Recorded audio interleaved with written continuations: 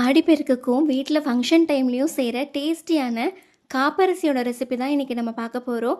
இது செய்கிறதுக்கு சிவப்பரிசி இல்லைனா பச்சரிசியை 2லேருந்து 3 மணி நேரம் போல் நல்லா ஊற வச்சு வாஷ் பண்ணிவிட்டு இந்த மாதிரி ஒரு கிளாத்தில் சேர்த்துட்டு கொஞ்சம் நேரம் மட்டும் ஃபேனுக்கு கீழே வச்சு ட்ரை பண்ணி எடுத்துக்கோங்க.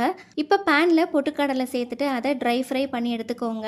இது கூடவே கருப்பு எள்ளு இல்லைனா வெள்ளை எள்ளை சேர்த்துட்டு அதையும் ட்ரை ஃப்ரை பண்ணி எடுத்துக்கோங்க. கொஞ்சம் போல் நெய் சேர்த்துட்டு குட்டி குட்டியாக கட் பண்ணி வச்சுருக்கிற தேங்காவையும் இதில் சேர்த்துட்டு பொன்னிறமாக வறுத்து எடுத்துக்கோங்க. இனிப்புக்காக நான் இன்றைக்கி வெல்லம் சேர்த்துருக்கேன், நீங்கள் நாட்டு சக்கரை கூட சேர்த்துக்கலாம். இது கூடவே கொஞ்சம் போல் தண்ணியும் ஏலக்காய் தூளும் சேர்த்துட்டு இந்த மாதிரி ஒரு பவுலில் தண்ணி சேர்த்துட்டு பாக தண்ணியில் சேர்த்திங்கன்னா இந்த மாதிரி கையில் எடுக்கிறதுக்கு வரணும். இப்போ அரிசி கையில் தொட்டு பாருங்கள், ஈரப்பதம் இல்லாமல் இருந்ததுன்னா அரிசி 1-2 நுணுக்கிட்டு அதை இந்த பாகில் சேர்த்துக்கோங்க. இது கூடவே வறுத்து வச்சுருக்கிற தேங்காய், பொட்டுக்கடலை, எள்ளு இதெல்லாமே சேர்த்துட்டு நல்லா மிக்ஸ் பண்ணி விட்டுக்கோங்க. அவ்வளோதான், நம்மளுடைய டேஸ்டியான காப்பரிசி ரெடி ஆகிடுச்சு. நீங்களும் இந்த ஆடிப்பெருக்குக்கு ட்ரை பண்ணி பாருங்கள். பாய்.